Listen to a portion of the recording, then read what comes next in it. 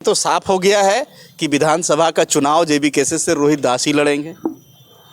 वो तो केंद्रीय नेतृत्व तय नहीं, करेगा। आप बात घुमा नहीं सकते क्योंकि आप एक ऐसे युवाओं में से हैं, जितेंद्र जी और इनके जो ग्रुप है वो ऐसे हैं कि उन्हीं को वो आगे करते हैं जिनको टिकट मिलता है। केंद्रीय अध्यक्ष जो है जेबी केसेस का, ये जो जमुआ विधानसभा में रोहित दास के नाम से जो कार्ड खेले हैं, तो क्या समझा जाए कि जमुआ विधानसभा कैंडिडेट अब रोहित दास ही होंगे। जोहार जमुआ विधानसभा जमुआ प्रखंड जेबी केसेस का काफ़ी कह सकते हैं कि जेबी केसेस जो है का संगठन बहुत मजबूत हो चुका है जमुआ विधानसभा में। और इस वक्त तस्वीरों में देख सकते हैं कि जमुआ विधानसभा में लगातार जो मेहनत कर रहे थे, संगठन विस्तार कर रहे थे, जेबी केसेस का टाइगर जयराम महतो के विचारों को लोगों तक पहुंचा रहे थे रोहित दास जी। रोहित दास जी आज केंद्रीय उपाध्यक्ष के पद पर मनोनीत किया गया है। क्या कुछ कहेंगे उनके कार्य, जो भी है सिपाही जो है, इनके सहयोगी जो है आज यहाँ है, इनको मिठाई खिला के माला पहना के इनका बधाई दिए इनको। और क्या कुछ कहेंगे सहयोगियों से भी हम जानने का प्रयास करेंगे। इससे पहले रोहित जी आपको बधाई। बहुत बहुत धन्यवाद। साथ ही आपके तमाम दर्शकों को भी, आपके चैनल के जो फॉलोवर्स हैं सभी को हमारी तरफ से जोहार, धन्यवाद। आज आप केंद्रीय उपाध्यक्ष का आपको दायित्व सौंपा गया है, क्या कुछ कहेंगे। सबसे पहले तो हम केंद्रीय टीम को बहुत बहुत धन्यवाद देंगे, टाइगर जयराम दा को जो हमारे केंद्रीय अध्यक्ष हैं। साथ ही केंद्रीय कमेटी के तमाम जो पदाधिकारी हैं जिन्होंने हमें इस लायक का समझा, उनको सभी को हमारे तरफ से बहुत बहुत धन्यवाद। साथ ही जो हमको इस लायक का बनाए हैं हमारे सहयोगी, हमारे साथी लोग जो हैं, हमारे जो शुभचिंतक हैं, जो हमारे साथ जो सहयोग कर रहे हैं, उन लोगों को भी बहुत बहुत धन्यवाद पहले कहना चाहेंगे। और अब यह कहेंगे कि जो केंद्रीय टीम जिस आशा अपेक्षा के साथ जो विश्वास जताए हैं, उस विश्वास को पर खरा उतरने का काम करेंगे। आप क्या समझा जाए कि जमुआ विधानसभा में जयराम जी का नज़र है। बेशक है, जमुआ में नज़र तो है और वो बार बार ये बात बोल भी रहे हैं, जयराम दा भी बोल रहे हैं और सब साथी बोल रहे हैं, बैठक कई बार का चल रहा है। और हम लोग कोशिश में है कि जमुआ एक बेहतरीन संगठन बना करके, जेबी केसेस का एक बेहतरीन संगठन बना करके जयराम दा को दे। मैंने जमुआ विधानसभा पे जो नज़र है वो चुनाव को लेके कि यहाँ भी विधानसभा का कैंडिडेट देंगे। कैंडिडेट तो जैसे कि जो घोषणा हो रहा है सब जगह, कई बार बयान आज जो बयान जो दे रहे हैं हमारे केंद्रीय अध्यक्ष टाइगर जयराम दा, उसमें तो वो कह रहे हैं कि हम चूँकि पूरे झारखंड में लड़ेंगे और झारखंड के जो नवनिर्माण की जो लड़ाई लड़ी जा रही है उसके लिए हम लोगों को विधानसभा में भी जाना है।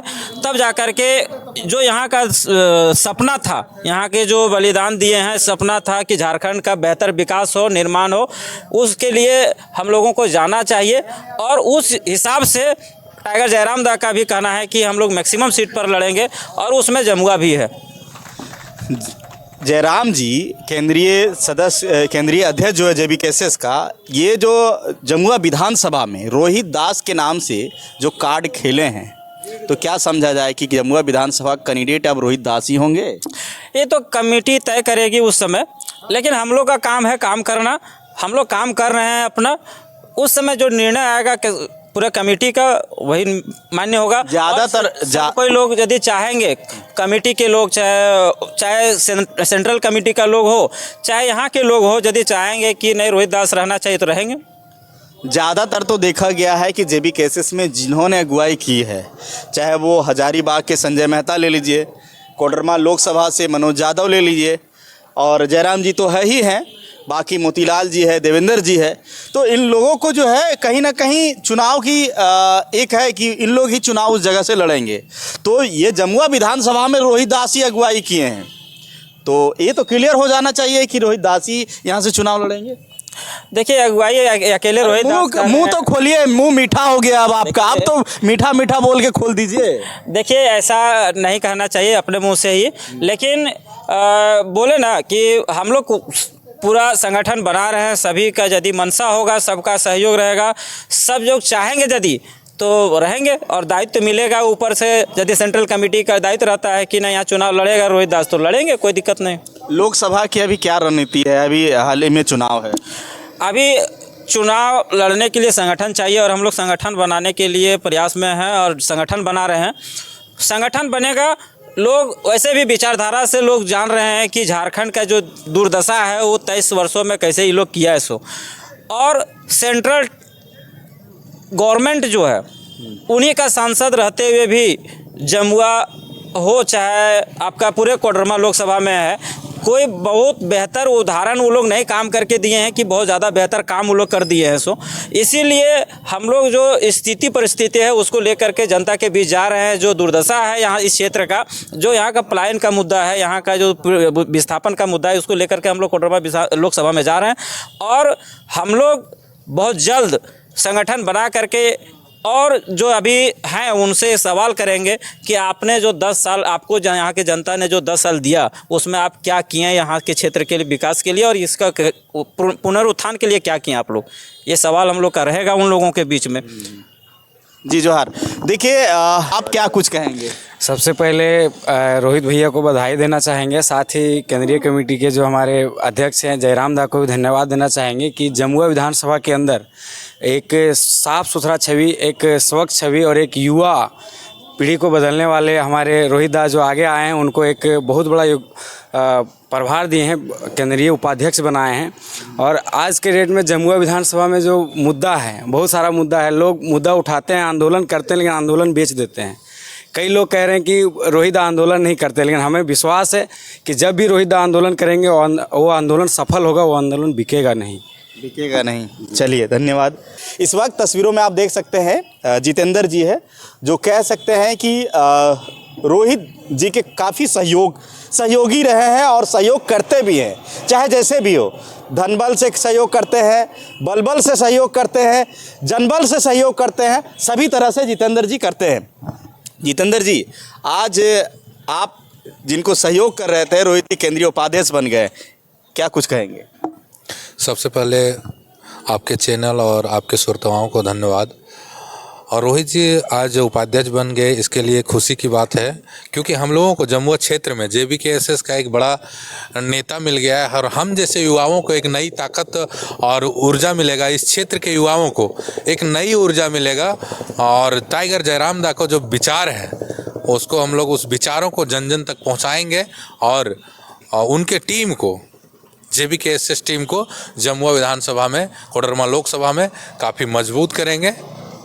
विधानसभा को लेके क्या तैयारी है? क्योंकि पिछले बार भी देखे थे कि एक नए चेहरे के साथ आप उतरे थे और नया चेहरा में कुछ बदलाव तो हुई थी, लेकिन कहीं ना कहीं आप लोग वहाँ से अभी हट के अभी रोहित जी को आगे कर रहे हैं, तो इसको लेके आप क्या कहेंगे?